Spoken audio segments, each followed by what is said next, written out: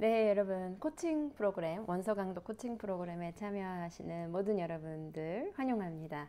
오늘 1차 시 수업 할 텐데요. 1차 시는 미리 안내드린 대로 문학 텍스트를 깊이 있게 해석하기 위한 문학 이론 시간입니다. 그런데 굉장히 그런 거대 담론들이에요, 사실은. 그런데 아주 기본적인 것만 다룰 것이고요. 아, 이런 것들이 있구나. 그런데 우리가 한번 이런 것들이 있다는 것을 머리로 알고 뭐 들어본 적이 있다. 그러면 작품을 읽을 때 한 번쯤은 이건 그럼 이렇게 해도 해석이 될 수 있는 건가? 이렇게 바라볼 수 있는 건가? 그리고 또 하나 넘어서 어떤 나중에 얘기하겠지만 좀 더 색다른 작품들을 여러분들이 모색하는데 훨씬 도움이 될 거라고 생각을 합니다. 이 거대 담론들 자체는 사실 대학에서 뭐 한 학기, 거의 두 학기에 걸쳐서 강의를 한다고 해도 뭐 충분하지 않다라고 할 정도로 양이 굉장히 많습니다. 그 어떤 그 사상들 안에 여러 작가들이 있고 그 사상을 구체화시킨 작가들이 있고 또 그 작가들은 어떤 저서에서 어떤 이야기들을 했는가 이렇게 구체적으로 보자면 참 한도 끝도 없을 텐데 우리가 이제 문학을 잘 읽기 위한 그것에만 초점을 맞춰서 아주 간략하게 보고 넘어가도록 하겠습니다. 자, 문학과 문학 이론. 제일 첫 번째 드는 질문은 이겁니다. 문학이란 그럼 무언가? 문학 이론을 보기 전에 문학이 무엇이길래 문학 이론이 나왔는가 볼 수 있겠죠. 자, 여기 보면요. 문학이란 무엇인가? 일상 언어를 변형하는 것이다. 그러니까 문학에 대한 정의가 그 문학에 대해서 얘기하는 사람의 수만큼이나 다양하다고 보시면 돼요. 그러니까 이렇게 말하는 사람도 있고 저렇게 말하는 사람도 있다 정도로 이해를 하시면 될 텐데, 자, 일상 언어를 변형한 것이다. 우리가 일반적으로 쓰는 언어는 아니지 않느냐 이렇게 보는 관점이 있고요. 굉장히 낯설게 하기. 그러니까 우리가 늘 생각하고 문학을 읽는 이유는 이것이다. 우리가 늘 생각하고 늘 하던 대로 말하고 그냥 그것에서 조금 벗어나서 무언가 어떤 낯선 무언가를 던져주는 것이다. 이것은 이제 뭐 시를 얘기할 때 특히 이런 얘기를 많이 하죠. 시의 언어들이 조금 낯선 언어들이 아니냐 이런 관점에서요. 그 다음 여러 장치들의 집합이다. 사실은 굉장히 정교하게 작가가 의도해서 이런 구성들을 넣어서 어떤 그런 예술적인 즐거움을 주기 위한 어떤 그런 그 구성체다 이렇게 보는 의견도 있고요. 결국은 사실상 객관적으로 정의되기 굉장히 어렵다. 누군가 어떻게 읽기로 하자. 이 작품들을 좀 이런 초점으로 맞추는 것이 문학은 잘 읽는 것이 아닐까. 이렇게 얘기하면서 이론들이 막 발전을 해왔다는 겁니다. 그러니까 앞으로 여기 여러 가지를 보겠지만 문학은 이렇게 읽었을 때 가장 잘 읽는 것이다. 아니다. 이제 그 이후에 아니다. 이렇게 읽는 것이 더 잘 읽는 것이다. 최대한 우리가 이렇게 읽으려고 해야 그래도 문학이라는 본질에 가까이 가는 것이다. 이렇게 결론이 난다는 것이죠. 이런 생각을 하다 보니까 무엇으로 발전되었다? 결국 문학 이론으로 발전이 되는 거죠. 어떤 담론을 형성하게 된다는 것입니다. 그러면 문학 이론은 도대체 문학과 어떤 관계가 있는가? 바로 이것이죠. 문학 텍스트를 읽는 그 패러다임으로 정의를 하는 거죠. 우리 이제 이렇게 읽자. 문학을 이런 관점에서 조금 한번 보자. 이렇게요. 그러니까 동일한 작품이라고 해도 여기서 동일한 대상이라는 것은 문학 작품을 얘기하는 것일 겁니다. 그렇죠? 그래서 동일한 대상이라고 하더라도 어떤 패러다임으로 읽느냐에 따라서 충분히 다른 해석이 가능하다. 그러니까 한 작품을 놓고 어떤 패러다임으로 어떤 창으로 보느냐. 네, 그것이죠. 그러니까 결국 이 패러다임이라는 것은 한 작품을 놓고 어떤 모양의 창문으로 볼 것인가 이렇게 생각하시면 될 것 같아요. 이게 사실 문학 이론에만 국한되어 있는 것이 아니라 어떤 철학, 네, 어떤 여러분들이 그 학문을 공부할 때 인문이라고 하는 이론, 인문이라고 하는 것에 이것들이 다 얼기설기 얽혀 있어요. 역사라던가 뭐 교육학이라던가 철학, 인류학, 문화학 이런 것들이 그 어떤 그 이론, 인문이라고 할 때 가장 그 개론, 이론 하면은 개론이 가장 양이 많잖아요. 왜냐면은 그 학문을 발전시켜온 어떤 그 줄기, 맥이 있다는 거죠. 그 학문이 발전된 역사를 보면 뭐 서로 주고받는 거예요. 어떤 그 학문 간에 영향을 주고받는 거죠. 뭐 철학에서도 영향을 받고 역사에서도 영향을 받고 이렇게요. 문학도 마찬가지예요. 어느 하나만 문학만 딱 떼어서 볼 수 있는 것이 아니라 어떤 주변 여러 가지 것들을 함께 이렇게 아우르면서 발전을 해왔다는 것이고 여러 그 과정에서 그 역사적인 줄기와 맥락에서 함께 그 여러 가지 패러다임들이 발전을 했고, 그때 한참 그런 그 담론들이 막 유행을 할 때 그것을 더욱 연구하고 파고 들어가서 구체화시킨 작가들, 발전시킨 작가들. 그런데 이 지금 우리에게서 이 이름이 거론되는 사람들은 무엇을 한 거냐? 누가 들어도 아, 그렇구나. 이 이전에 바라보던 그 창문에서 굉장히 다른 창문을 가지고 이렇게 보는 것이 가능하지 않겠는가라고 탁 무언가 없던 것을 들고 나온 사람들이 대부분의 학문에서 이름을 남기고 있죠. 네. 그러니까 여러분들이 전공이 무엇이든 여러분들 전공 인문, 개론 뭐 이런 걸 생각해 보시면 그 개론의 뭐예요? 언급이 되는 인물들은 어떤 생각의 전환이라던가 어떤 패러다임의 전환이라던가 굉장히, 그래서 그것 때문에 나머지 것들이 굉장히 영향을 받아서 굉장히 달라진 어떤 무언가 그 시각을 제공했다던가 이런 사람들입니다. 그러니까 어떤 것이 더 중요하다 뭐 이것보다는 굉장히 큰 어떤 반향을 일으켰던 사람들 위주로 이렇게 되어 있죠. 우리도 그렇게 볼 건데요.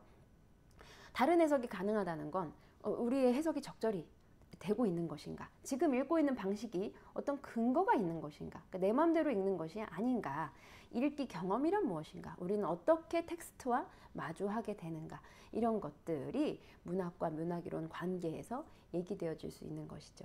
이런 얘기가 있습니다. 그러니까 자기의 그 주관적인 경험을 빼고서 어떤 한 작품을 읽는 것이 과연 가능한가, 아주 그 주관적인 경험을 전혀 배제하고 작품을 읽는 것이 가능하냐, 사실은 그렇지 않다.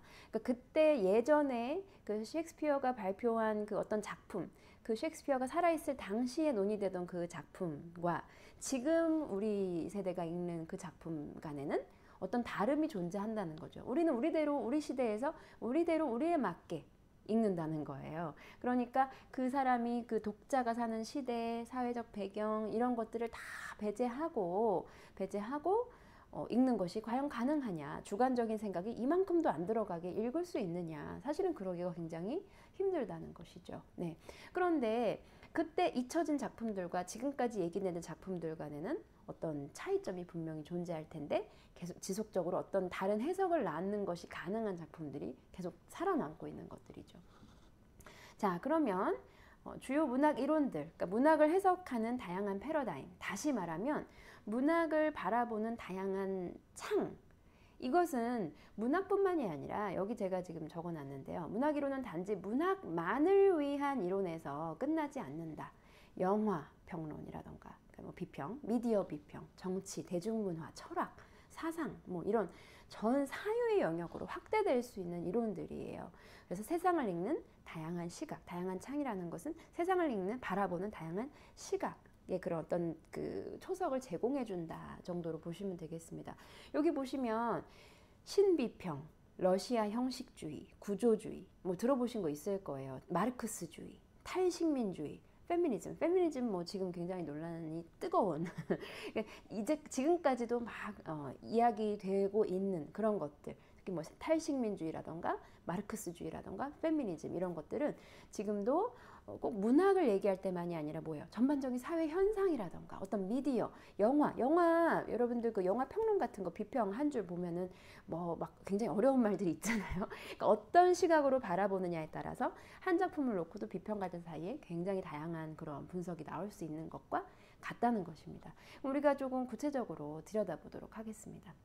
그런데 앞에서 제가 말씀드렸듯이 우리가 이런 것들을 모두 확실하게 이건 이렇구나 이렇게 하는 것이 아니라 그냥 간단한 얼개를 짜고 이런 것들이 있어 왔고 지금 이런 것들이 논의되고 있고 이런 창으로도 이런 시각으로도 바라볼 수 있고, 그러면 여러분들이 문학이라는 그 텍스트 자체를 바라봤을 때 굉장히 조금 더 깊이 있게 이해할 수 있는 어떤 무언가를 제공해 줄 수 있겠죠. 자, 제일 처음 신비평입니다. 신비평. 그러니까 비평의 객관성을 어떻게 확보할 것인가에 굉장히 집중한, 이들의 화두가 이거예요. 비평의 객관성, 주관적인 비평은 안 된다. 그러기 위해서는 텍스트 그 자체만 봐야 된다. 그러니까 이 비평의 객관성을 확보할 수 있는 그 증거라는 것은 각 페이지에 쓰여 있는 단어, 그 이상 그 이하도 말고 이런 것만 봐야 된다, 이런 말입니다. 신비평이 나오기 이전에 대부분 주관적 추론에 빠져 있었다고 합니다. 그러니까 텍스트 배후에 있는 뭐 작가 연구라던가 문학 작품이 독자에게 끼치는 영향 같은 것을 이제 근거로 설명을 했다고 하죠. 사회적, 역사적 맥락을 통해서 설명하는 것이 대부분이었다고 해요. 그러니까 이것은 뭐예요? 굉장히 주관적인 해석이다 이거죠. 텍스트 배우의 무슨 작가를 연구해서 이 텍스트 자체만 정말 객관성 있게 볼 수 있느냐? 아니라는 거죠. 그래서 이들이 주장하는 것은 이것입니다. 텍스트 자체만을 읽어야 된다. 텍스트 자체. 네, 그 나머지 것은 배제하자. 그러니까 문학 텍스트 분석에 있어서 가능한 작가나 독자나 어떤 세계는 사회적인 맥락, 역사적인 맥락을 배제하자는 거예요. 이유는 뭐다? 이 비평의 객관성 확보를 위해서. 만약에 이런 거랑 비슷하다고 보시면 돼요. 내가 어떤 비평을 평론을 할 작품의 작가와 친분이 있어요. 그러면 제대로 된 그 비평을 할 수 없다. 뭐 이런 거죠. 예를 들면. 그리고 내가 지금 살고 있는 세계, 사회, 역사적 맥을 같이 하는 그런 작품, 그리고 그 독자, 이런 것들을 다 배제하고 이 자체만을 읽자 이런 것입니다. 그런데 의도론의 오류와 영향론의 오류를 우리가 조금 바라봐야 되는데 어떤 부분이 의도된 것이고 의도되지 않은 것인지 분간이 가능한가? 그렇게 되면 이것이 분간이 안 되면 주관적 추론에 지나지 않지 않느냐. 그러니까 의도론의 오류에 빠지지 말자, 영향론의 오류에 빠지지 말자 이런 말인데 그러니까 이런 것입니다. 여기가 이 부분이 작가가 의도한 것인가? 아니면 작가가 의도하지 않은 것인가? 이것이 분간이 가능하냐 이 말입니다. 그러니까 작가와 어떤 대화를 나누지 않은 이상 이것을 아주 다 분석을 할 수 있느냐. 그렇게 되면 주관적 추론에 지나지 않지 않느냐. 그래서 의도론의 오류에 빠질 수 있다는 거예요. 아, 이거 작가가 의도한 거지 빼버려. 사실은 그게 의도된 게 아니면 어떡하냐는 거죠. 자, 그 다음에 독자에게 끼치는 영향을 이제 배제하자는 건데 왜 그러냐면 독자에게 끼치는 영향을 일반화할 수 있느냐. 그러니까 지적 수준이 다르고 나이도 다르고 성별도 다르고 인종도 다르고 계급 취향이 다 다른데 이 독자를 비평의 한 그것으로 넣어서 읽는 것이 되느냐. 영향론의 오류에 빠질 수 있다. 이렇게 얘기를 한 것이죠. 그러니까 의도론의 오류, 영향론의 오류에 빠질 수 있으므로 이런 것들 다 배제하고 텍스트 자체만 읽자. 이렇게 한 겁니다. 객관성 확보를 위해서. 그러니까 내재적 비평이라는 건데 내재적이라는 건 그 안만 보자는 거예요. 텍스트 안만 보자. 텍스트 내부에다가 시선을 딱 두고 다른 것은 생각하지 말자. 왜냐하면 비평의 공정성과 객관성을 확보하기 위해서 우리의 모든 증거는 텍스트에서만 찾자. 이렇게요. 그러려면 이 텍스트 자체가 객관적 분석이 가능한 것이냐. 그러면 이 텍스트 자체가 객관적 분석이 가능한 것이냐가 이제 문제가 됐었겠죠. 그래서 이제 그 이후에 더 담론들을 구체화시켜 나갔었고요. 그러면서 이제 그러려면 어떻게 해야 돼요? 꼼꼼히 읽어야죠. 그쵸? 모든 증거를 샅샅이 뒤지듯이 읽어야 되는 거잖아요. 그러니까 보통 이것은 이제 어디에서 어떤 문학 작품 중에서도 시적 언어의 다의성이 굉장히 천착을 했다는 거죠. 그래서 그 안에서 뭐 패러독스라던가 아이러니라던가 어떤 그 두 단어 간의 긴장, 어떤 모호성. 그래서 이런 시적 언어의 다의성들을 아주 꼼꼼하게 읽어서 이 자체만 가지고 평가하자. 이렇게 했던 것들이 신비평 학파라는 겁니다. 그런데 왜 이렇게 객관성을 중요하게 생각을 했을까요? 이런 패러다임들이 발전하는 시기에 어떤 그 역사적인 배경을 무시할 수가 없다는 것이 또 굉장히 재미있는 부분 중에 하나입니다. 이 신비평이 미국에서 막 이제 주목을 받을, 이 비평 자체가 주목을 받은 시기가 이제 1차 세계대전 직후, 또 2차 대전 직후 시기인데요. 미국에서 이 신비평이 굉장히 주목을 받았던 시기는 특히 1920년대 초반이라고 합니다. 근데 이때 무슨 일이 있었냐면 그 보수적인 남부 출신들, 이 신비평을 주도했다고 하는데 이들이 굉장히 염증을 느끼는 대상이 있었어요. 바로 그 속물들, 소위 그 북부에 산업화를 막 주도하고 있는 그 북부의 속물들을 굉장히 싫어하는 것이죠. 그래서 이 문학이 정치에 막 이렇게 섞여 들어가는 것을 굉장히 싫어했어요. 자, 그런데 그러려면 이들이 어떤 그런 이렇게 이제 서로 혐오하는 어떤 그런 분위기에 있었는데 어떤 작품을 얘기를 할때 이런 뭐 작가라던가 어떤 뭐 인종이라던가 성별이라던가 어떤 계급이라던가 네 이런 얘기가 들어가는 것이, 그러니까 정치의 소용돌이에 끼는 게 너무너무 싫은데, 정치의 소용돌이에 휘말리지 않으려면 이 작가의 뭐 출신이라던가 이런 것들을 이제 최소화시켜야 되는 거예요. 이런 것이 굉장히 수업에서 언급하기가 부담스러웠던 거죠. 그래서 특히 더 미국에서 이 신비평이 굉장히 이제 주목을 받았다는 것입니다. 1938년에 이제 브룩스와 워렌의 공저, 시의 이해, 또 다른 뭐 공저, 소설의 이해가 20세기 영어권 국가에서 가장 큰 영향력을 행사한 대표적인 문학 교과서였다고 해요. 그러니까 이들이 미국에서 이 신비평이 막 발전해 나갔을 당시에 이런 분위기가 어땠을지 여러분도 좀 짐작이 가시죠. 자, 우리 문제가 될 만한 것들은 될 수 있는 한 언급하지 말자. 우리는 이 글 자체만, 이 텍스트 자체만 가지고 얘기하자. 그러면 정치적으로 이 문학이 막 이렇게 소용돌이에 막 휘말리는 그런 일은 없을 것이다. 네, 그래서 더 미국에서 이제 발전을 시켜 나갈 수 있었다는 그런 토대가 된 것이죠, 신비평이. 자, 그래서 그 자체만, 객관적으로 그 텍스트 자체만 보자. 거기에 있는 말만 증거다. 오로지 우리의 증거는 그 속에 텍스트에 있는 단어들이다. 이게 이제 신비평입니다. 그러니까 이렇게 보자는 의견이 있었어요. 그러니까 신비평을 모르셔도 되는데, 문학을 볼 때는 작가고 뭐고 이런 걸 다 배제하고 정말 그 텍스트로만 볼 것인가. 그런데 러시아 형식주의가 이제 등장을 하기 시작하는데요. 이들이 이제 러시아 혁명쯤이라고 해요. 문학 연구의 영역까지 이제 영향을 미친 거는 1920년대 중반 이후인데, 한참 막 그 굉장히 가장 그 사회주의 혁명, 가장 그 역사적으로 많이 이야기되는 러시아 혁명쯤이라고 해요. 그러니까 이 왜 러시아가 형식주의 앞에 러시아가 붙었냐면, 연구자들이 출발이 어디냐면 모스크바 언어학회 그리고 시적 언어 연구회에서 활동을 굉장히 활발하게 하던 그런 연구자들에서 시작이 됐다는 것입니다. 그래서 형식주의 앞에 러시아가 이제 특히 붙은 거죠. 자, 이들의 화두는 뭐냐? 이들의 화두는 바로 이겁니다. 무엇을 연구할 것인가? 자, 어떻게가 아니에요. 무엇을 연구할 것인가? 굉장히 초점이 다르죠. 무엇을 연구할 것인가? 자, 이겁니다. 문학성. 그러니까는 문학이 문학으로 존재하는, 문학을 문학으로 특징 지어주는 그런 재료들은 무엇인가? 우리는 그것만 보자. 문학 작품의 내용인가? 형식인가? 작품의 내용을 볼 것인가? 형식을 볼 것인가? 그런데 이들은 어떤 그 형식, 그러니까 문학을 문학답게 만드는 것들을 주목해서 보자. 이렇게 했다는 거죠. 예를 들면 레미제라블이 그러니까 실제로 어떤 그 프랑스 그 혁명을 모티브로 삼아서 쓴 소설인데, 이것이 그냥 역사책이 아닌 이유는, 그러니까 이 러시아 형식주의의 학자들이 말을 하는 거, 이 레미제라블이 역사책이 아니고 소설책인 이유는, 문학인 이유는 역사학과 다른 방식으로 이 텍스트를 다루었기 때문이다. 그래서 이것은 문학이다. 그러면 이것이 다른 텍스트들과 문학으로 딱 구분지어지는 어떤 그런 특징들은 무엇이 있는가? 이것을 봤다는 겁니다. 이해가 되실까요? 네. 그래서 여기 동그라미를 잠깐 보시면 이겁니다. 문학이란 무엇인가? 문학을 비문학과 구별시켜주는 문학 고유의 자질은 무엇인가? 네. 그래서 문학 연구의 방법론, 어떻게가 중요한 게 아니에요. 무엇? 네, 문학이 게끔 해주는 그 무엇을 규정하고 설명하는 것이 이들의 주된 작업이었습니다. 네, 이들의 관심사는 바로 무엇이었던 거죠. 그래서 특히 시, 낯설게 하기. 시클로프스키라는 이 연구자는, 작가는, 그러니까 그 학자라고 해야 되겠죠.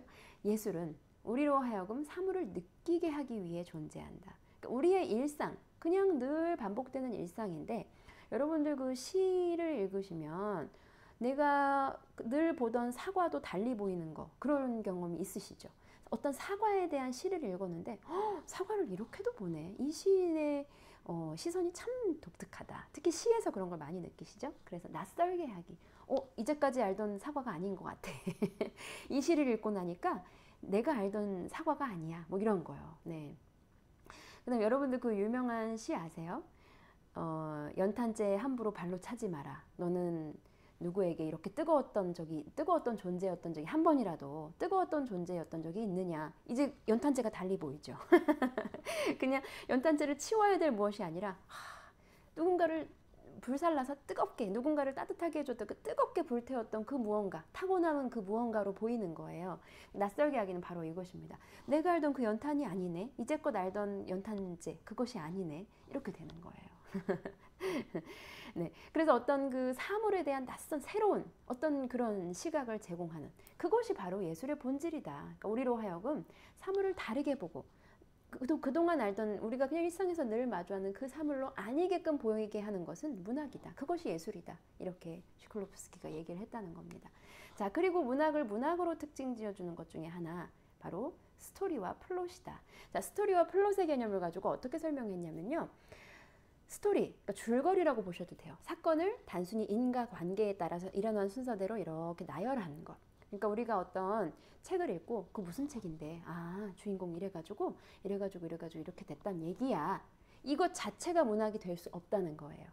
문학이 되려면 작가가 그래 이런 주인공이 이런 걸 가지고 이런 일을 해서 이렇게 했다고 이야기를 만들어 봐야지 스토리를 이제 생각을 하고 여기에다가 어떤 문학적 장치, 미적 목적, 미적이라는 것은 예술이니까요. 문학도 예술의 한 갈래니까 예술의 한 갈래로서 어떤 미적 목적을 위해서 나는 소설을 쓰고 싶은 거죠. 그러니까 나는 그냥 이래서 이런 이야기가 있었다 이것이 아니라 어떤 문학 소설이라는 것으로 만들고 싶어요. 그럼 그것을 위해서 어떻게 조금 교란하고 뭔가 조금 무언가를 어때요? 어떤 문학적 장치들을 넣는 거예요. 해체하고 재구성하고 그래서 이야기를 조금 재구성하는 거. 여러분들 실제 사건을 바탕으로 한 영화를 어떤 이런 문학적인 장치가 들어가지 않으면 영화가 안 되고 뭐가 되죠? 다큐멘터리가 되는 거예요. 그러니까 스토리와 플롯은 다큐멘터리와 영화라고 보셔도 될 것 같아요. 그러니까 어떤 실제로 이런 일이 있었습니다. 이렇게 하면 그냥 그 사건에 대한 기술, 네. 그리고 그냥 다큐멘터리적인 느낌이 들 것을 어떤 조금 영화적으로 재구성하였습니다 하잖아요. 실제 사건을 모티브로 삼아서 그것을 가지고 어떤 그 가공을 하고 문학적인 가공을 하고 그런 것을 재구성을 한다는 것이죠. 그것이 이 플롯이 되어야 비로소 문학이다. 그것이 예술이다 라고 러시아 형식주의자들은 얘기를 했습니다. 그리고 문학을 문학답게 만드는 것도 모티프와 동기화. 이것도 이제 모티프 동기화 안으로 들어가면 이 갈래가 굉장히 많습니다. 근데 그냥 우리는 이런 것들을 문학이라고 생각을 했구나. 그럼 우리도 한 번쯤 이제 텍스트를 볼 때 단순히 이것은 스토리의 나열에 불과한 작품인가? 아니면 이 작품 굉장히 문학적 장치들이 많이 들어가 있고 어떤 그 독자에게 재미난 어떤 그런 예술적인 그런 미적 즐거움을 주기 위해서 잘 구성된 어떤 작품인가 라고 여러분들의 시선으로 보실 수 있게 됩니다. 모티프는 토마시에프스키라는 사람이 주제론이라는 에세이에서 이 개념을 굉장히 아주 구체적으로 발전시켰다고 해요. 그래서 모티프도 굉장히 이 하위 개념이 많이 있고 동기화도 이 하위 개념들이 굉장히 많이 있습니다. 개념을 발전시켰다는 것은 아주 구체적으로 발전시켰다는 거죠. 모티프는 일단 가장 이제 큰 것만 얘기하자면 서사를 구성하는 가장 작은 단위의 주제적 요소들이라는 겁니다. 뭐 모티프, 죽음, 뭐 아니면 뭐 영원한 사랑, 뭐 이런 거요. 이런 것이 모티프가 되어서 이야기를 짜고 그것에 이제 미적인 목적을 위해서 재구성하고 어떤 가공을 해서 하나의 문학 작품으로 내놓는다는 것이죠. 그 다음에 동기화가 있다는 건데 이거 동기화 이제 모티프에 대해 모티프를 사용하는 방법, 모티프의 경제성과 유용성이라는 것은 하나도 버릴 것이 없어야 된다. 괜히 들어가 있는 어떤 것들은 없어야 된다는 거예요. 그래서 경제성은 과감히 필요 없는 모티프들은 과감히 빼라. 그리고 유용해야 된다는 것은 이 모티프들이 작동해서 이야기를 풍부하게 만드는 모티프들이어야 한다 이 말이에요. 그리고 사실적인 느낌을 주어야 한다. 여러분들 소설을 읽는데 정말 진짜같이 느껴야지 재밌죠? 아유 이거 정말 너무 말도 안 돼. 이러면 어때요? 몰입이 안 돼요. 그쵸? 그래서 사실적인 느낌을 주는 모티프여야 한다. 그리고 역시 낯설게 하기. 이제껏 내가 생각하고 살아온 무언가의 어떤 그 삶이라는 것에 대해서 뭔가 다른 시선을 던져주는 이런 소설들. 네, 이런 것들이어야 문학이라고 할 수 있다. 라고 누가 말했다. 러시아 형식주의자들이 이렇게 문학이란 텍스트를 이렇게 바라보자 라고 했다는 것이죠. 그래서 문학을 연구를 방법을 어떻게 할 것인가 아니라 무엇을 연구할 것인가 우리는 문학을 바라볼 때 어떤 것을 집중적으로 바라봐야 할 것인가 라고 얘기를 했다는 겁니다. 이것이 굉장히 그러니까 러시아 혁명에서부터 문학 연구의 영역까지 영향을 미치게 된 거죠. 그러니까 이 문학 담론들이 혼자서 그냥 문학 혼자 이렇게 발전한 것이 아니라는 거예요. 그 시대의 상황, 역사적 상황, 배경들이 다 존재를 하는 것이죠. 자, 그러면 이제 구조주의로 좀 가볼 텐데요. 구조주의도 굉장히 재미가 있습니다. 그러니까 모든 문화적 현상들은 언어적 구성물로 이루어졌다라고 주장을 한 사람들인데요. 여러분들 그 이론, 개론, 인문, 그 개론 같은 수업을 들으면 특히나 이제 뭐 철학 이런 것은 우리가 늘 알고 있다고 생각하는 이 단어들을 굉장히 이 정의를 내립니다. 구조? 구조주의? 그럼 구조는 무엇인가? 이것이 해결되어야 구조주의가 무엇인가로 가는 거거든요. 그래서 여러분들 그 개론 수업을 듣다 보면 그 단어에 대한 정의가 굉장히 많이 나온다는 걸 느끼셨을 거예요. 만약에 교육학 개론이다 그러면 교육이란 무엇인가부터 시작하거든요. 그렇죠? 우리는 지금 뭐 문학 이론의 그 대학 수업이라면 정말 문학이란 무엇인가 가지고 한 차시를 공부할 수 있는 거죠. 문학이란 무엇인가? 이런 사람들은 이렇게 문학을 정의했고 이런 사람들은 이렇게 문학을 정의했다. 자, 그럼 과연 여러분들은 문학을 무엇이라고 생각하는가? 라는 질문을 던지면서 한 차시를 끝낼 수 있을 만큼 이 단어 하나에 굉장히 집착한다는 것을 느끼셨을 거예요. 특히 개론 수업에서 많이 그럽니다. 그런데 구조주의를 이해하려면 특히 이 구조라는 것이 뭔지를 알아야만 구조주의를 이해할 수 있어요. 구조라는 것은 뭐냐면 눈에 보이는 현상 배후에 있는 추상적인 것들이라는 건데 제가 조금 설명을 드리자면 이런 거예요. 경기가 있습니다. 무슨 경기라고 할까요? 야구 경기? 야구 경기, 눈에 보이는 야구 경기가 펼쳐지고 있어요. 그것은 현상이에요. 지금 야구 경기가 열리고 있습니다. 그런데 야구 경기의 규칙, 야구는 뭐 이렇게 해서 타자가 있고 1루, 2루, 3루에 있고 이런 규칙들 눈에 보이나요? 안 보이죠. 눈에 보이지 않는 것이에요. 그런데 그 뒤에 추상적으로 이 규칙은 존재하고 있어요. 그것이 구조라는 거죠. 야구라는 것을 구성하는 것은 야구 지금 벌어지는 이 현상 이거 말고 사실은 그 뒤에 딱 뭐가 버티고 있다. 야구의 규칙이 버티고 있다는 거예요. 이것이 문학에도 적용이 된다는 거죠. 그러니까 이것은 이제 뒤로 가야 되는데요. 이 구조주의 이론이 발생하게 된 배경에서 굉장히 중요한 하나가 나오는데 여러분들 혹시 언어학개론을 수업을 들어보신 적이 있을까요? 왜냐하면 구조주의가 여기에서 출발을 했거든요. 언어학으로서의 구조주의에서 시작을 했어요. 소시르라는 사람은 들어보셨을 수도 있어요. 이게 교육학개론에도 막 언급이 되는 그 학자거든요. 스위스의 언어학자인데 소시르가 언어 바깥에 있는 세계와의 관련 속에서 이해하려고 했다는 건데요. 이것이 이제 포스트 구조주의의 이해로 가기 위한 굉장히 중요한 어떤 하나이기 때문에 중요하게 다루어진다고 합니다. 우리는 포스트 구조주의와 또 어떤 연관이 있냐까지는 보지 않을 거예요. 소시르라는 사람이 있고 이 사람이 언어학자, 굉장히 중요한 언어학자구나를 아시면 돼요. 그냥 소시르라는 사람 들어는 봤어. 그 되게 유명한 언어학자 아니야? 이 정도만. 그런데 이 사람이 언어를 어떻게 이해를 해야 된다고 했냐면 그러니까 이렇게 얘기를 했습니다. 사과, 우리말로, 그러니까 한국말로 사과죠. 영어로는요, apple. 이 사이엔 아무 연관성도 없다 이 말이에요. 그리고 사과가 된 데는 아무 연관성이 없다는 거예요. 사과가 된 것은 다른 무슨 그러니까 별개로 작동을 한다 이거죠. 그리고 사과와 애플 사이에는 아무 연관성이 없다. 그러니까 파고들면 이렇게 해서 언어를 막 파고든. 근데 이 세계와의 관련지어서 언어의 본질을 막 파고든. 그래서 이제 구조주의를 성립한 아주 중요한 학자인데 이것이 중요한 개념이라서기보다는 굉장히 이때 없는 무언가를 들고 나온 사람이 이름이 남는다고 했잖아요. 그래서 그래? 그러네. 그래서 다른 사람들이 생각하지 못하거나 보지 못했던 어떤 관점을 탁 던져준 사람이 이제 이 개론서에 이름이 남는 거거든요. 이게 보세요. 최근에까지 유행하고 있는 이 포스트 구조주의를 이해하려면 이 개념을 이해하지 못하고서는 안 되기 때문에 계속 소시르라는 사람은 언급이 될 수밖에 없는 거예요. 그런데 이 소시르라는 사람이 랑구와 빠로의 개념을 얘기를 했는데 랑구와 빠로는 굉장히 유명한 개념 중에 하나입니다. 특히 언어학에서는요. 랑그는 뭐냐면 개별 낱말들과 그것들의 배열을 지배하는 어떤 추상적 규칙. 아까 제가 야구 말씀드렸죠. 야구를 구성하고 있는 규칙들. 근데 이것은 눈에 보이지 않아요. 그렇기 때문에 추상적이라고 한 거예요. 제가. 그렇죠? 추상적이란 건 눈에 보이지 않는 것. 그런데 빠롤은 뭐냐면요. 랑그에 의해서 구체적으로 실현되는 언어. 자, 한국어에는 한국어만의 규칙이 있습니다. 그런데 이것이 막 한국어가 제 멋대로 그러면은 내 멋대로 막 말을 해도 되냐. 그것이 아니라 사실은 이 배후에 있는 랑그의 지배를 받고 있다는 거죠. 규칙의 지배를 받고 있다는 거예요. 우리가 생각하진 않지만. 그러면 영어도 생각해 볼까요? 영어도 영어뿐만 아니라 이 세상에 존재하는 모든 언어는 무한대로 막 생산이 돼요. 이것을 이제 실제로 쓰이는 언어를 빠롤이라고 하는데, 이 빠롤은 무한대로 생성이 가능하다. 그러나 랑그의 지배 없이는 안 된다는 거죠. 랑그의 지배 없이 무한대로 아무 말이나 나 이제 언어 하나 만들어 봐야지, 나 한국어 영어 말고 이 세상에 없는 언어를 만들겠어 하고 딱 바로 만들 수 있냐는 거예요.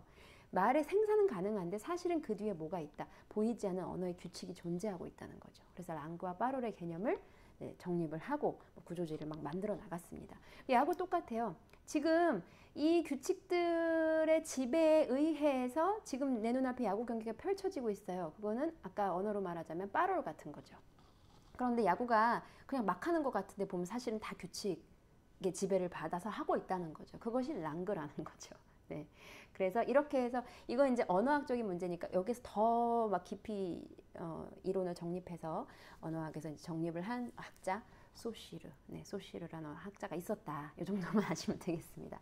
랑그 빠롤, 랑그는 규칙이고 그 규칙의 지배를 받는, 사실은 겉으로 바깥으로 나오는 무언가 현상, 그것이 빠롤이고 이것은 랑그의 지배를 받는다. 이 개념을 성립을 했다는 거죠. 그런데 이 구조주의가 나중에 이제 여기 동그라미 여기를 먼저 보시면 1950년대 말 이후에 이게 왜 그렇게 이렇게 중요하게 여겨지는 개념이냐, 이것이 인류학, 문학이론, 정말 거의 모든 인문학의 영역으로 확산이 되었다고 합니다. 그러니까 언어를 사유의 그 회피할 수 없는 하나의 관문으로, 언어에 대한 진지한 성찰, 사과. 그래, 사과를 왜 사과라고 부르지? 굉장히 본질적인 질문인 거예요. 애플은 왜 애플이야? 사과는, 여러분들 아이들한테 그런 질문 받아보셨어요? 이건 왜 사과라고 해? 이거 왜 사과인데? 그러니까 인간이 언어에 대해서 던질 수 있는 굉장히 그 본질적인 질문이 있잖아요. 근데 거기에서 철학적인 사유가 시작이 된다는 거죠. 인류가 왜 이런 언어를 썼지? 인류학으로도 번질 수 있다는 거죠. 그래서 언어에 대한 진지한 성찰을 가져오면서 이것이 아주 깊은 사유로 이끌면서 인문학에 대한 굉장히 많은 영역들에 영향을 주었다는 거예요. 자, 그런데 이것이 어떻게 나중에 발전이 되냐면 서사학으로 발전이 됩니다. 그러니까 문학이론으로서의 이제 구조주의는 이렇게 영향을 받아서 어떻게 발전이 되냐면 서사라는 것은 어떤 내러티브, 이야기죠. 그러니까 동화, 비극, 희극, 소설 등 이야기로 구성된 모든 담론에 대한 분석에 집중하게 되었습니다. 그러니까 이 구조주의가 여러 인문학에 영향을 주었다 그랬잖아요. 문학이론도 구조주의의 이론에 영향을 받아서 이것이 어떻게 되었냐? 서사학을 발전시키는 데 영향을 주었다는 거죠. 그러니까 생산되는 텍스트 그 방식의 분석에 주력하는 거예요. 분석. 그러니까 서사학의 분석이라는 건 그 구조. 어떤 구조로 이것이 지금 짜여져 있는가. 네. 그래서 그 어떤 이야기를 하나를 가지고 만약에 심청전이다 그러면 뭐 앞에 구조를 말을 하는 거죠. 앞에 처음에 뭐 누가 등장, 뭐 악인이 등장해서 악인이 뭐 이렇게 뭐 흥분을부로 한다 그러면 악한 자와 선한 자가 있고, 이 선한 자가 대립을 하는데 처음에는 악한 자가 이기는 것 같은 구조를 취했다가 나중에는 선한 자가 이기는 뭐 이런 거 있죠. 이런 구조들. 그러니까 생산되는 방식, 이것을 어떻게 그 이야기를 끼워서 어떤 구조로 딱딱 끼워 맞출 것인가. 블럭 끼듯이요. 그 블럭을 끼듯이 어떻게 이야기를 딱딱 끼워 맞출 것인가. 이 생산 방식에 주력을 한 것이죠. 그러니까 아까 그 다른 러시아 형식주의나 뭐 이런 것들과 굉장히 다른 방식인데 비판을 받았어요. 모든 이런 어떤 그 담론, 패러다임들은 비판이 있어야지만 그것을 바탕으로 다른 어떤 것, 이건 근데 이런 게 좀 문제인데? 이건 너무 이것을 좁게 보는 거 아니야? 이런 의문이 있어야지만 그 다음 담론들을 발전시켜 나갈 수가 있겠죠. 그러니까 당연히 비판을 받게 되는데 어떤 비판을 받냐면 언어의 감옥에 갇혀 있다. 평생 그 언어만 쳐다봐라. 이거죠. 러시아 형식주의도 마찬가지다. 러시아 형식주의는 뭐였어요? 문학을 문학답게 만드는 그것은 무엇이냐? 너무 좁은 시각으로 보는 것이다 라는 비판을 받았다는 겁니다. 자, 마르크스주의는 문학과 세계 사이의 균형이라고 이제 정리를 해볼 수 있겠는데요. 마르크스주의는 마르크스와 엥겔스를 빼놓고 말을 할 수 없습니다. 마르크스주의는 마르크스가 문학이론 학자도 아니었는데 왜 마르크스주의가 생겼고 마르크스와 엥겔스가 문학에 도대체 무슨 영향을 끼친 거냐. 그런데 이것은 꼭 문학 이론뿐만이 아니라 다른 어떤 그 현상을 바라보는 패러다임에도 굉장히 중요한 것 중에 하나라고 말씀을 드렸죠. 마르크스와 엥겔스가 문학 이론의 생산자들은 아니었죠. 그런데 문학과 예술에 대한 견해를 굉장히 많이 피력했습니다. 왜요? 문학은 사회의 다른 영역들과 불가분의 관계라고 생각했기 때문이에요. 일단 마르크스는 뭐라고 얘기했냐면요. 정치경제학이라는 책의 그 비판 서문에서 정치경제학 비판이라는 책의 서문, 이 책의 서문에서 물질적 삶의 생산 양식이, 여러분들 천천히 읽어보시면서 이 음미를 한번 해보세요. 물질적 삶의 생산 양식이 사회적, 정치적, 지적 삶의 과정 일반을 조건 짓는다. 네. 삶의 생산 양식이 사실은 뭐에 영향을 받는다? 사회적으로 영향을 받고 정치적인 영향도 받고 또 지적 삶의 과정 일반을 조건 짓는데요. 인간의 의식이 인간의 존재를 결정짓는 것이 아니라, 그러니까 내 생각이 나의 존재를 결정짓는 것이 아니라 거꾸로 사회적 존재가 인간의 의식, 내가 지금 사회에서 위치하고 있는 그 계급이 내 의식을 결정한다는 거예요. 그러니까 어떤 그런 담론 패러다임을 얘기할 때 완전히 틀리기만 하고 완전히 맞기만 한 건 없죠. 완전히 틀리다면 아마 이렇게 역사에 남지 않았을 거예요. 이렇게 볼 수도 있겠네. 그러니까 있기 때문에 지속적으로 이야기가 되고 있는 것이죠. 이렇게 볼 수도 있다는 거죠. 그러니까 내가 지금 사회에서 위치하고 있는 그런 어떤 그 사회적인 위치, 이런 것이 나의 의식을 결정한다는 거죠. 마르크스는 이렇게 얘기했대요. 네. 엥겔스, 역사에 대한 유물론적 관점에 따르면 역사에 있어서 결정적인 요소는 궁극적으로 실제 삶에 있어서의 생산과 재생산이다. 그러니까 블로흐라는 사람에게 이제 보내는 편지에서 이렇게 썼다고 하는데, 결국은 이거예요. 역사는 무엇이냐라고 할 때 그 역사는 무엇인가, 그 책 한 권 보면은 역사를 어떻게 정의할 것인가, 어떤 것을 빼고, 그 많은 숱한 역사들에서 어떤 것은 빼고 어떤 것은 남기고 뭐 이런 것들이 있을 텐데, 결국은 역사는 이것이지 않겠느냐, 실제로 삶에서 생산이 되고 재생산이 되는 이것을 역사를 결정짓는 것이 아니겠느냐, 이렇게 봤다는 겁니다. 그래서 이들은 이렇게 생각해요. 현실에 개입하자. 세계를 다양한 방식으로 해석하는 것을 넘어서서 그냥 해석에만 머무르지 말자, 이거예요. 어떤 그 문화 예술이 어떤 우리가 지금 발 딛고 서 있는 이 현실을 바꾸는 것에 기여할 수 있지 않느냐. 그러니까 지금 현실보다 좀 더 나은 현실로 만드는데 다양한 방식으로 기여할 수 있다. 무엇이요? 예술이, 문학이. 네. 그러니까 문학이 굉장히 적극적이 되겠죠. 그냥 뭐 언어, 뭐 그래, 뭐 어떤 뭐 모티프고 동기하고 문학의 언어고 그 낯설게 하는 그런 언어, 그런 개인적인 것에 머물 것이 아니라 문학이 현실에 적극적으로 개입할 수 있다. 지금 우리가 살고 있는 현실을 좀 더 나은 현실로 만드는데 기여할 수 있다.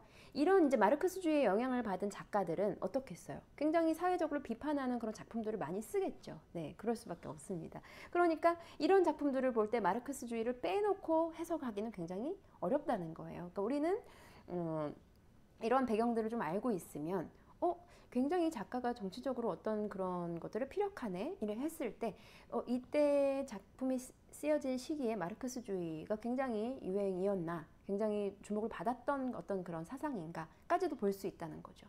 그것을 여러분들 작품 해석에 넣었을 때 우리는 지금 이것을 왜 공부하는 거냐면 문학 교수가 되고 싶어서 공부하는 것이 아닙니다.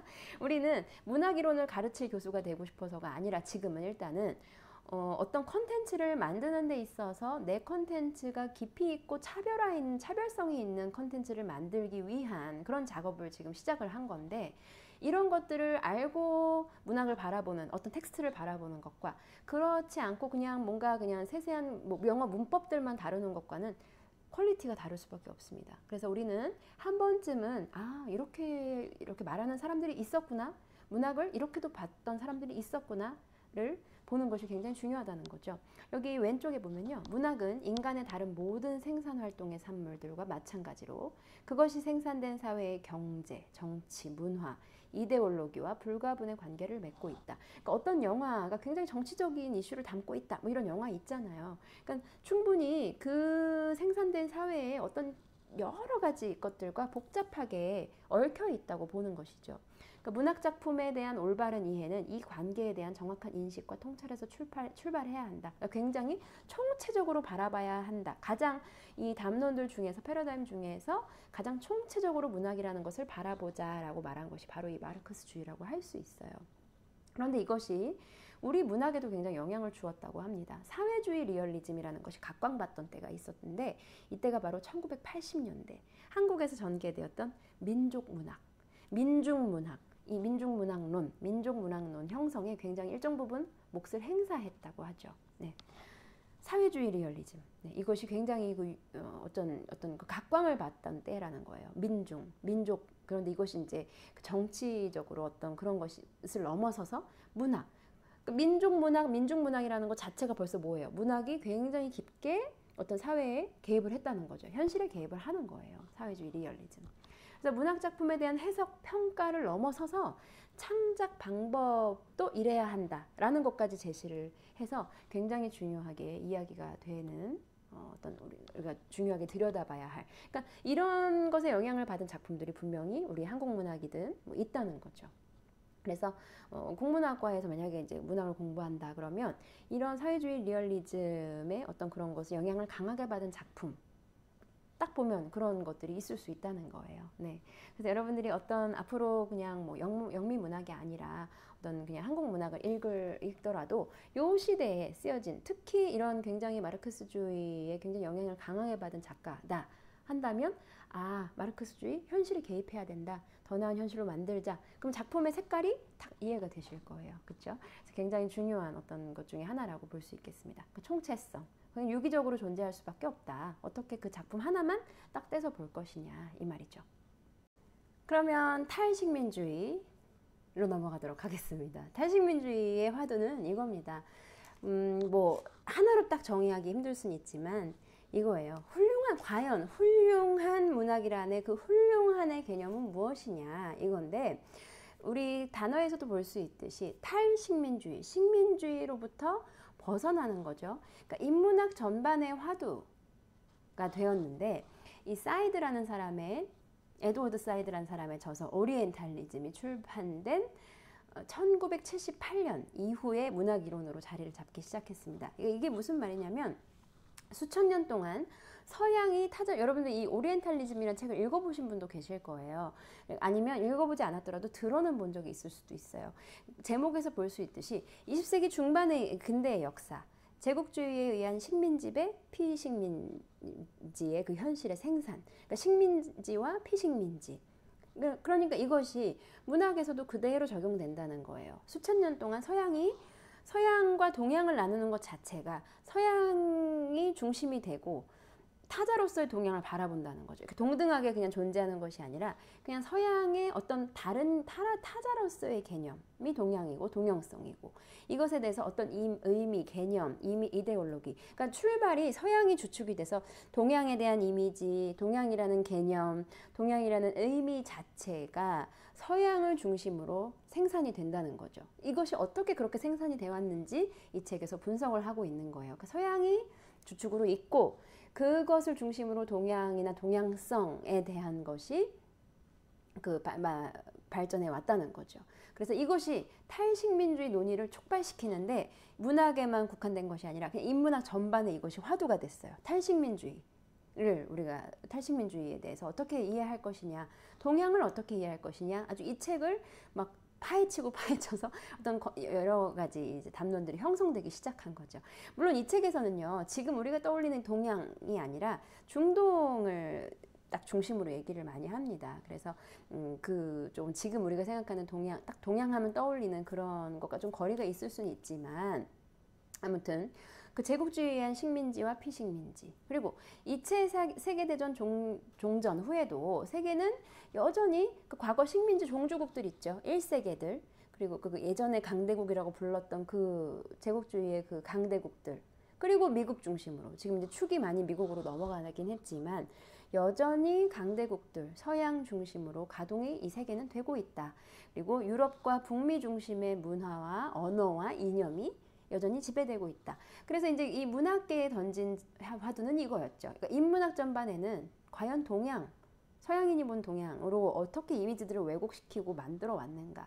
그러면 문학에서는 오리엔탈리즘이 지금 굉장히 화두인데, 그래, 우리 문학도 거의 모든 면에서 과거 식민지 종주국들이었던 1세계 중심으로 가동되었으니까 문학 관련해서도 마찬가지라는 거예요. 문학 관련된 모든 논의에서 이 문학 이론을 형성하는 과정 중에서도 동양은 배제되어 왔다는 거죠. 여러분들 세계 문학 전집 한번 보실까요? 예전에 세계 문학 전집이 주로 유럽 백인 작가들의 작품들로 구성이 된 거. 이것도 우리가 논의해야 될 것들이다. 이것이 문학 교육과 연결되어 있고, 이 문학 교육과 연결되는 이것은 한 사회의 이념과 제도를 재생산하는데 영향을 주기 때문에 이건 굉장히 중요한 문제다. 세계 문학 전집 꼭 읽어야 할 백선, 미국 대학에서 이제 꼽는 꼭 읽어야 할 책, 이런 것들에 유럽 백인 작가 말고 제3세계 작가들의 작품이 들어가느냐 이거예요. 그래서 지금 세계문학 전집이 굉장히 제3세계 제3세계 국가들의 작품들도 굉장히 많이 이렇게 구성이 되어서 처음 우리나라에 소개된다던가 이런 것들을 요즘 많이 볼 수가 있습니다. 이것이 다 탈식민주의 논의, 탈식민주의 담론에서 기인한다는 것이죠. 이런 것들이 화두로 떠오르면서 그러네. 우리가 이제껏 당연히 훌륭한 문학이라고 하면 당연히 유럽 백인 작가들의 작품만 생각했는데 아니잖아. 눈을 돌려보니까 아니라는 거죠. 지금 노벨문학상도 제3세계 작가들이 받고 있잖아요. 그러니까 이 탈식민주의가 굉장히 엄청난 이슈를 몰고 온 담론임에는 분명하다는 거죠. 이것들을 이제 이 담론을 구체화시킨 학자들이 있는데요. 이 학자들 아주 구체적으로 또 보자면 한도 끝도 없습니다. 우리는 이런 사람들이 이런 것들을 형성해 나갔구나. 프란츠 파농이라는 사람, 검은 피부, 흰 가면들. 저도 이 제목은 들어봤어요. 검은 피부, 흰 가면들. 그 다음에 에드워드 사이드의 오리엔탈리즘.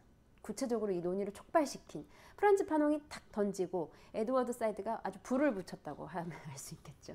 또 호미 바바의 문화의 자리라는 저서가 구체적으로 언급이 되는 그런 저서들입니다. 이 탈식민주의 논의를 구체화시키고 가속화시킨 작가들. 그러면 포스트 구조주의와의 그 재결합 볼까요? 이 포스트 구조주의와 재결합이라는 것은 1970년대 후반 이후에 탈식민주의의 영향력이 이제 커지겠죠. 제도 학교에서 제3세계 문학 작품들에 대한 관심이 증폭되어 있고 한국 문학에 대한 그 관심이 요만큼 올라갔다면 이것도 이 영향이겠죠. 그런데 이것이 또 어디로 연결되냐면요.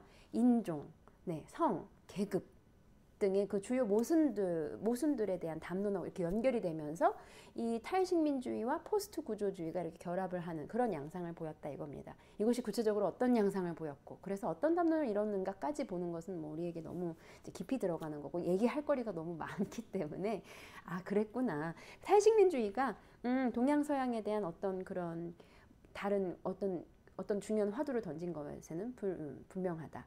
그러면 우리가 이것을 보는 것이 우리에게 구체적으로 영향을 주는 것이 있어야 되잖아요. 그러니까 여러분들이 작품을 선정할 때 그렇구나. 그래. 세계문학 전집이 왜 유럽 백인 작가들 작품으로 구성되어 있는데 나는 그것에 대해서 한 번도 의문을 갖지 않았지? 나도 어쩌면 그냥 당연히 세계문학 전집은 이런 작가들 것만 읽어야 되는구나 라고 생각을 했는데 제3세계 문학 작품들 요즘 많이 번역되고 있거든요. 그러면 나는 내가 관심이 가는 제3세계 문학들 작품들을 위주로 조금 읽어보는 그런 어떤 컨텐츠를 만들어 보고 싶다. 충분히 생각하실 수 있는 것들입니다. 그래서 사람들과 우리가 말하는 세계문학 전집의 그런 의미를 조금 다르게 생각해 보자. 우리는 제3세계 문학들 조금 그리고 굉장히 주목받고 그런 아주 중요한 작가로 떠오르고 있는 그 제3세계 작가들을 중심적으로 우리가 살펴보자 하는 컨텐츠. 너무 좋죠. 너무 좋은 아이디어겠죠. 그러니까 우리가 이렇게 이론이라는 것은 어떤 새로운 아이디어를 제공하기 위한 어떻게 보면 중요한 어떤 그런 것이 되는 것 같아요. 그래서 어떤 따분한 그냥 이론에 머물러 있지 않으려면 이것이 지금 내가 발딛고 있는 현실에 어떤 영향을 줄 수 있을까를 생각해 보면 우리는 이제 구체적으로 이런 것들을 생각을 할 수가 있겠죠. 자, 그래서 여기 아까 설명드렸죠. 언어와 이념을 지배했다. 그러면 이제 페미니즘으로 넘어오는데요. 페미니즘이란 단어를 못 들어보신 분은 없을 거예요. 그만큼 정말 많이 언급되고 있고 또 너무 이런 담론들이 여러분들 비판을 항상 받는다고 했잖아요. 그러니까 지금 페미니즘에 대한 반감도 있고 그 현대 사상의 직결소라고 한 것은 이 페미니즘 혼자 존재하기보다는 이런 다양한 갈래들, 다양한 사상의 층위들이 이 논제하고 이렇게 결합을 하면서 굉장히 복잡하게 갈래가 흐르고 있어요. 그래서 아주 모든 사상들이 이렇게 집결돼서 페미니즘과 마르크스주의가 결합을 한다던가, 페미니즘과 정신 분석학이 결합을 한다던가, 페미니즘과 포스트 구조주의가 이렇게 결합을 한다던가, 뭐 이래서 굉장히 아주 그 하위 층위들을 막 구성하고 있다는 거죠. 그래서 사실은 이 앞에 이런 그 사상들 있죠. 마르크스주의라던가 정신 분석학을 오늘 보지 않았는데, 정신분석학이라던가 기호학, 포스트구조주의, 문화이론 이러한 사상들과 결합이 되면서 어떤 현대사상 집결소 같은 양상을 보여주고 있는데, 그러니까 페미니즘을 제대로 이해하려면 페미니즘 자체만 가지고서는 힘들고, 사실은 마르크스주의, 정신분석학, 포스트구조주의 이런 것들의 그 담론들을 깊이 충분히 이해한 후에 페미니즘을 봤을 때 훨씬 더 다른 시각이 보인다는 거죠. 그러니까 우리가 페미니즘 뭐 책 한두 권 읽고 페미니즘을 안다라고 사실은 이렇게 쉽게 말할 수가 없을 정도로 굉장히 복잡하게 발전을 하고 있다는 겁니다. 이것이 딱 촉발된 어떤 그 담론이 딱 촉발된 계기들이 지금 있잖아요. 이 여권 옹호론 책입니다. 1792년에 메리 올스턴크래프트의 기념비적 저서라고 할 수 있는 여권 옹호론. 여기에서 지금 여성을 국가와 집안의 장식물이 우린 아니다. 인간으로 대해달라. 강력히 주장하고 있고요. 여자가 열등한 거 아니야. 열등해 보이는데 왜 그렇게 보이냐면 교육에서 배제되기 때문이다. 이렇게 주장을 하고 있습니다. 평등한 교육의 기회가 우리에게도 있어야 한다. 그래서 정말 열등한 것이 아니라 단지 열등해 보이는 것일 뿐이라는 것을 강력히 주장을 하고 있습니다. 이때 지금도 이것은 어때요? 그렇다라고 받아들여질 수 있는 부분이 굉장히 많다는 것은 이 시대 때는 어때요? 엄청나게 반향을 일으켰다는 거죠. 네. 그러면 이 페미니즘이 그 사회적인 그런 담론으로, 그럼 문학 이론에는 어떤 영향을 주었느냐? 문학 텍스트에서 가부장적이고 굉장히 남성 중심적 패러다임이 만연해 있다는 것을 전면적으로 비판을 하게 되죠. 그리고 문학과 문학 비평, 지금까지 본 그 비평 그런 전통에 그것에조차도 굉장히 남성 중심의 권력 구조가 관통하고 있다. 여성을 굉장히 왜곡하고 있다. 그 해석에 남성적인 시각이 만연하다. 여성은 굉장히 만약에 뭐 어떤 텍스트에 나온 여자 주인공을 굉장히 남성 중심 시각으로 비판을 한다던가 왜곡해서 해석한다던가 이런 것들을 많이 볼 수 있다라고 하면서 페미니즘이 발전해 나간 것이죠. 여성 폄하와 왜곡의 역사는 사실 굉장히 이 시간이 깁니다. 여러분들이 이 플라톤까지 거슬러 올라가야 돼요. 플라톤이 노예로 태어나지 않은 것과, 그러니까 우리가 생각할 때 굉장히 지성이 있고 굉장히 그런 큰 업적을 남긴 사람들조차 여성을 폄하하거나 왜곡해서 이해했다는 것을 볼 때 이 역사가 굉장히 길다는 거죠. 그러니까 페미니즘을 제대로 들여다보면 이 시대를 쫙 거슬러 올라가기 때문에 그 시대에 유행하던 담론들하고 연결이 될 수밖에 없다는 거예요. 그래서 이 다양한 갈래들과 결합을 하면서 다양한 갈래가 생길 수밖에 없다는 거죠. 플라톤은 이렇게 말했다고 합니다. 노예로 태어나지 않은 것, 그리고 여성으로 태어나지 않은 것에 대해 신께 감사한다. 그러니까 지금 들어도 조금 살짝 부들부들 할 수 있을 만한 그런 말들을 이때 많이 했고, 이미 이게 너무나 만연하고 이 역사가 길다는 것을 지금 보여주고 있는 거예요. 마틴 루터 종교개혁의 큰 획을 그으신 분인데, 여성은 신의 아름다운 작품임에도 불구하고 남성의 영광과 품위를 따라갈 수 없다라고 말을 했대요. 더 재밌는 거, 마크 트웨인 아시죠, 여러분들? 네, 작가. 제인 오스틴의 책이 단 한 권도 없는 도서관이야말로 훌륭한 도서관이다. 제인 오스틴의 작품을 단지 여성 작가라는 이유로 제인 오스틴의 그 작품이나 이런 것들이 굉장히 작품성이 굉장히 많이 폄하되었죠. 지금 제인 오스틴의 평가가 굉장히 다릅니다. 그냥 제인 오스틴을 바라보지 않고 여성 작가, 항상 여성이 붙는다는 거예요. 마크 트웨인 남성 작가라고 하나요? 그냥 작가죠. 작가 마크 트웨인. 그런데 여성 작가, 여성 앞에 항상 여성이란 단어가 붙는다는 거예요. 여성 변호사, 뭐 여성 뭐뭐뭐. 그러니까 여성을 꼭 여성이라고 붙여야지만 하는 그것 자체가 벌써 여성은 굉장히 한 단계 낮은 곳에서 출발하는 것이다라는 것을 얘기하고 있는 거죠. 제 생각이라는 것이 아니라 페미니즘 자체에서 그렇게 얘기를 하고 있는 것입니다. 다양한 갈래가 있다고 말씀드렸습니다. 왜냐하면 이 역사가 길기 때문에 그 시대 때 그 담론들, 패러다임들과 결합을 하면서 또 다양한 담론들이 나올 수밖에 없는 거죠. 자, 주요 작가들 보면 버지니아 울프와 시몬드 보부아르를 빼놓고는 얘기할 수가 없겠죠. 버지니아 울프가 자기만의 방에서 뭐라고 얘기했냐면요. 여성 작가들이 남성 작가들만큼 그런 이렇다 할 어떤 업적을 남기지 못하는 이유 중에 하나, 여자들은 자기만의 방이 없다. 여자들이 자기만의 방과 공간과 책상과 어떤 시간과 이런 것이 있다면 자기 그 글 쓸 시간에만 글만 쓸 수 있는 그런 환경이 주어진다면 훨씬 더 훌륭한 작품을 더 많이 썼을 거다. 그런데 이것이 지금 얘기를 해도 어때요? 충분히 논의될 만한 그런 것이니까 이때 버지니아 울프는 뭐 완전히 아주 논란을 많이 일으킨 작품인 거죠. 자기만의 방. 네.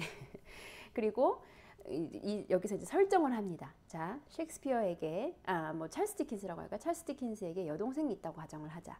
자, 찰스 디킨스는 뭐 이렇게 해서 셰익스피어라고 얘기했었어요. 네, 자기는 당해서 셰익스피어에게 여동생이 있다고 가정을 해보자. 그러나 그때 당시에 셰익스피어는 어떤 문학적인 그런 어떤 그 소지를 보고 문학적인 교육을 받고 어떤 뭐 라틴어, 뭐 역사, 뭐 이런 철학 이런 것들을 막 교육받고 훨씬 더 좋은 작품을 써내려갈 수 있는 반면 여동생은 셰익스피어보다 더 뛰어난 재능이 있음에도 불구하고 이런 교육에서 다 배제된다는 거예요. 그리고 주변의 공격이 너무 많아요. 무슨 여자가 글이야. 그 집안일 잘하고 그런 것이 최고야. 이런 것들 속에서 자기 훨씬 뛰어난 작품을 쓰기란 불가능하다. 이런 얘기를 하고 있습니다. 자기만의 방에서요. 네. 요즘 그런 거죠. 똑같이 여성과 남성, 그런데 남성이 어떤 같은 조건에서 출발하는 것 같아 보이지만 여성이 같은 조건이 아니다. 뭐 이런 얘기들을 하고 있죠. 시몬드 보부아르가 제2의 성에서 또 굉장히 페미니즘 담론을 구체화시켰죠. 그래서 페미니즘도 굉장히 중요한 한 그 사상 집결소라고 할 수 있을 정도로 중요하게 거론되는. 그러니까 이 뒤로 넘어오면요, 지금도 여전히 얘기되고 있는, 뭐 구조주의라던가, 뭐 포스트 구조주의는 이제 구조주의하고 조금 다르지만 너무 깊이 들어가는 면이 있기 때문에 포스트 구조주의는 제가 뺐습니다. 그렇지만 이 줄기에서는 굉장히 중요한 한 축을 담당하고 있어요. 기호학, 정신분석학도 너무 깊이 들어가는 경향이 있기 때문에 제가 정말 그냥 그 곁가지만 건드리는 정도로 정리를 해봤습니다. 그래서 우리 쭉 보면은요. 앞으로 다시 갈까요? 앞에 제가 이렇게 모든 걸 써놨죠. 신비평, 러시아 형식주의, 구조주의, 마르크스주의, 탈식민주의, 페미니즘 이런 것들이 결국은 뭐다? 문학을 위로 다시 이제 거슬러 올라가는 거예요. 우리가 이런 걸 바라본 이유는 이런 걸 들여다본 이유는 무엇인가? 어떻게 해석하느냐, 어떤 패러다임으로 놓고 보느냐에 따라서 다른 해석이 얼마든지 가능하고 그것은 어느 정도 주관적인 영역도 될 수 있다. 그렇죠? 상대가 읽은 책과 내가 읽은 책이 같다고 하지만 전혀 다른 해석을 할 수 있고 그것에 주관적인 해석을 배제할 수 없는데 그래도 조금이라도 객관적으로 해석할 수 있는 공통적으로 객관적으로 조금 적용할 수 있는 무엇이 없을까? 그런 것들이 바로 문학 이론이 되겠다 이겁니다. 네, 그래서 오늘 이 여러 가지들을 바라봤고요. 여러분들이 여기에서 조금 더 관심이 가는 것들은 조금 더 이제 그 책을 보시면 되겠습니다. 여기서 이거 굉장히 흥미로운데 하는 것들이 있었을 수 있고 뭐 그냥 그런 것들이 있구나 정도로 가셔도 되고요. 굉장히 재밌는 되게 흥미로운 어떤 그런 그 담론이다 하면 더 찾아보셔도 좋고요. 일단 과제를 드리겠습니다. 과제는 내가 재미있게 읽었던 문학 작품을 선정해 보시고요. 그 문학 작품 시도 좋습니다. 소설도 좋고요. 희곡도 좋고요. 지금 우리 수업에서 배운 패러다임들을 적용해서 나름대로의 분석을 해보는 거죠. 뭐 페미니즘 측면에서 보자면 아니면 그 구조주의 측면에서 보자면 모티프가 굉장히 뭐 이렇고 구조가 잘 배치되었고 어떤 서사가 굉장히 뛰어나고 이런 식으로 나름의 분석을 한번 해보는 거죠. 그냥 재미있게 읽었던 책 줄거리만 이 주인공 이래가지고 얘기가 되게 재밌었어 라고 어떤 기억에 남아있는 거 하나를 선정해서 이렇게 한번 좀 깊이 있게 들여다보는 시간을 가져보는 것, 그것이 오늘의 과제가 되겠습니다. 네, 그리고 앞으로 내가 생산해낼 컨텐츠에 어떤 영향을 줄 수 있을까, 그리고 재미가 있었던 부분들은 조금 깊이 한번 독서를 해보시는 그런 유용한 시간이 되셨으면 좋겠습니다. 저는 다음 2차 시에서 영문학사, 영문학사로 뵙도록 하겠습니다.